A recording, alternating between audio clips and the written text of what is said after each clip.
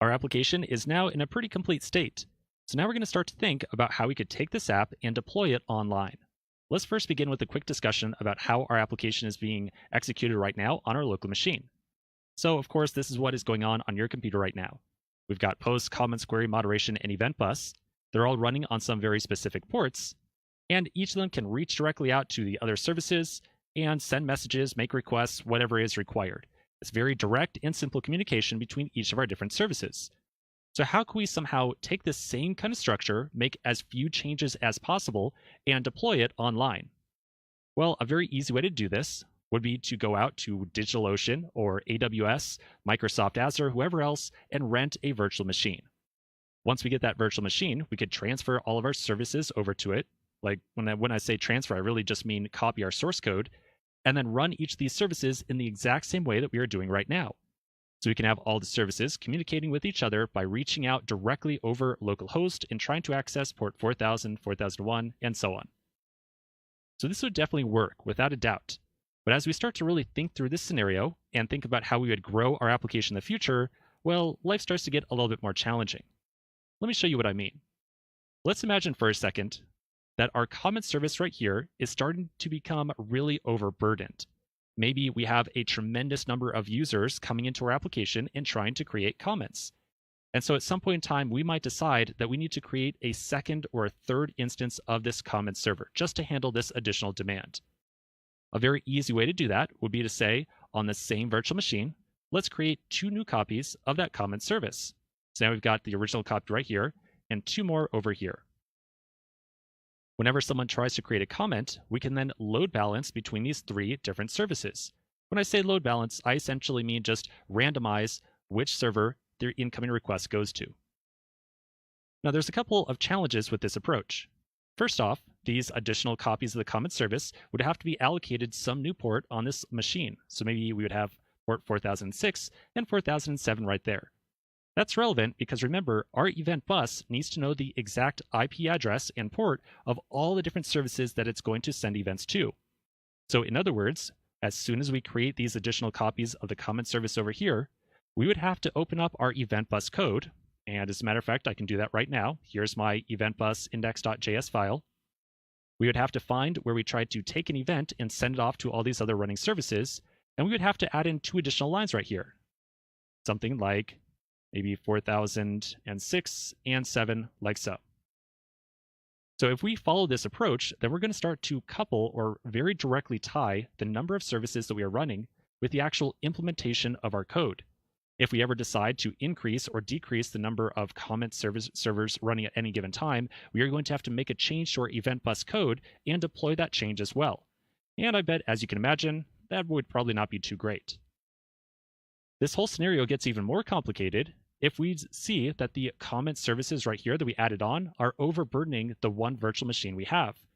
So let's imagine for a second that we decide to get a second virtual machine and run those 2 additional comment services on the second machine. Maybe they are still listed at port 4006 and 7. But now the event bus not only needs to know or keep track of ports 4006 and 7, but it also is going to have some code to figure out how to reach out to this other virtual machine and eventually get access or send some events to the comment service right there and the comment service right there. So once again, we would have to open up our event bus file, and rather than making a request to localhost, we'd have to put in the IP address of that other virtual machine, like so. And once again, I bet, as you can imagine, that would be really tedious. Finally, let's imagine a scenario, just one more scenario here very quickly. Let's imagine for a second that our website is very popular at just certain times of the day. So maybe at 10 a.m. in the morning, a lot of people come to our website and they start to create comments. And so at 10 a.m. in the morning, we would want to have these additional copies of the comment service running. But then maybe at 1 a.m. in the morning, like at the dead of night, maybe nobody is coming to our application. And so in order to save money on our hosting fees, we might decide at 1 a.m. to temporarily shut down this second virtual machine and just say, hey, no one's coming to our website. We don't need those additional copies of the common service. So let's just temporarily turn all that stuff off. So now in this scenario, once again, the event bus needs to know that that second virtual machine is now dead and it should not attempt to send any events over there.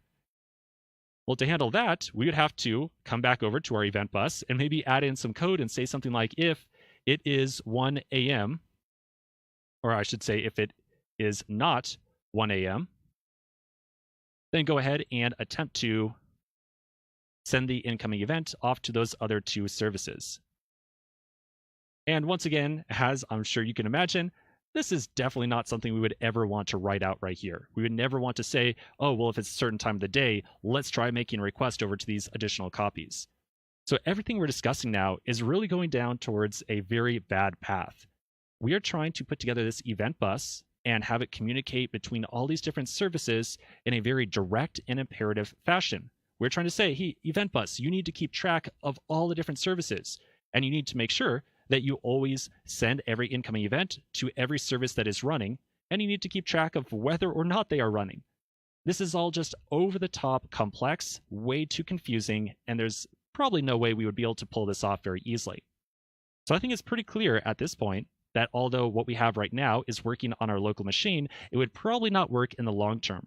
We need a better solution. We need something that's going to keep track of all the different services that are running inside of our application, has the ability to maybe create new copies of a service on the fly, and make sure that we have something as well that can automatically figure out whether or not a service is running and whether or not we should maybe try to make contact between two given services. So this is all going to lead us into a really big discussion in this section in all the next coming videos around two big open source technologies called Docker and Kubernetes. So we're going to take a pause right here. We're going to come back in the next video and have a quick discussion on Docker. We're going to get a little bit more familiar with it and then do the same thing with Kubernetes as well.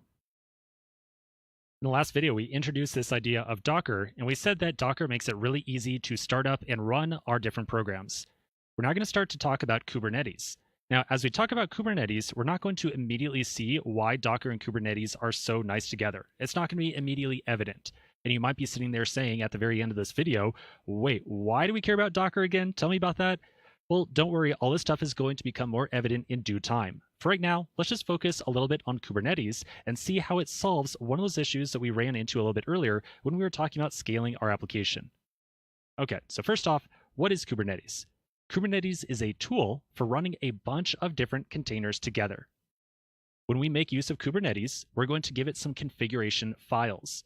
These configuration files are going to tell Kubernetes about the different containers that we want to run in our application.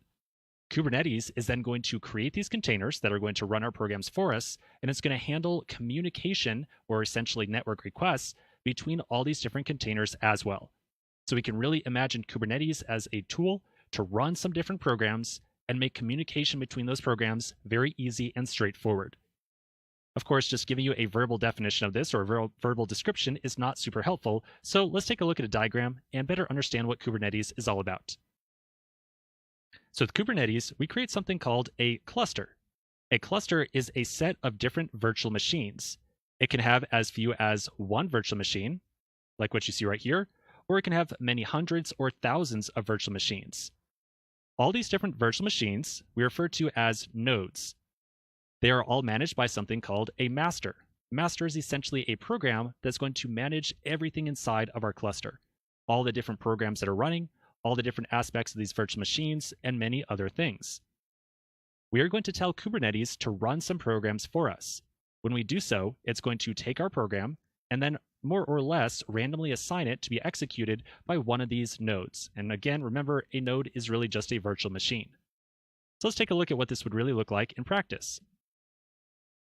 So we are going to create some configuration files that are going to provide some very explicit directions to Kubernetes on what we want it to do. So we might write a configuration file that says, run 2 copies of our post service.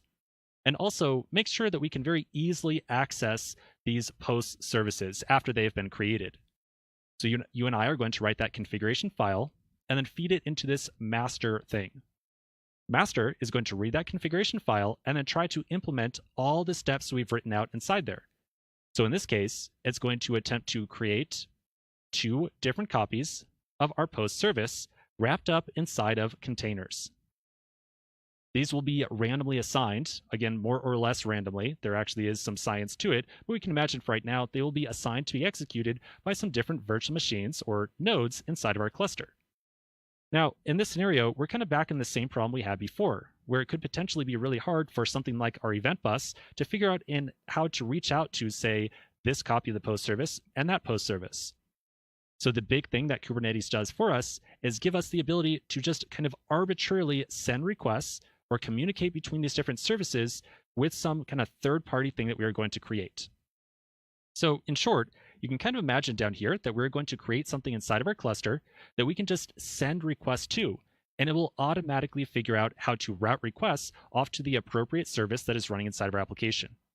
So for example, let's imagine that we've got a copy of the post service on node 1 or virtual machine number 1, one on number 2, and then our event bus is over here on number 3. If we were not using Kubernetes, we would have to somehow teach the event bus how to directly reach out over to this second virtual machine, and more specifically, the post service running on it. And we'd have to figure out how to do the same thing to have it reach out to this first virtual machine and the post service running on there as well. And again, as we discussed in the last couple of videos, that is not what we want to do. So instead, we will simply teach our event bus how to reach out to this very common communication channel. If we send a request off to this very common communication channel, we can then be guaranteed that it will be sent off or forwarded on to every copy of our post service. And so we don't have to worry about all these intricate connection details or stuff like that. We can simply say, make a request to this service, and Kubernetes is going to take care of everything from there. So the big reason that you and I are using Kubernetes around microservices is that it's going to make communication very easy and straightforward. It's also going to make creating services, like launching new copies and scaling the number of copies we're running, very easy and straightforward as well. Now, this whole idea of having our services communicate with each other, you might be sitting there and saying, wait, Stephen, I thought we didn't want our services to communicate directly with each other. Well, yes, remember, we are not using synchronous communication between our services, but there still are programs that ultimately do have to talk with each other inside of our microservices applications. We still need to have our services communicate with some common event bus, and we need to make sure at some point in time that our services can also communicate with, say, a database that it's being assigned to it. And having this common communication channel is going to make that process a lot easier and more straightforward. Okay, so that's just a very brief introduction to Kubernetes and why we care about it in the world of microservices. So we're going to take a pause right here and then start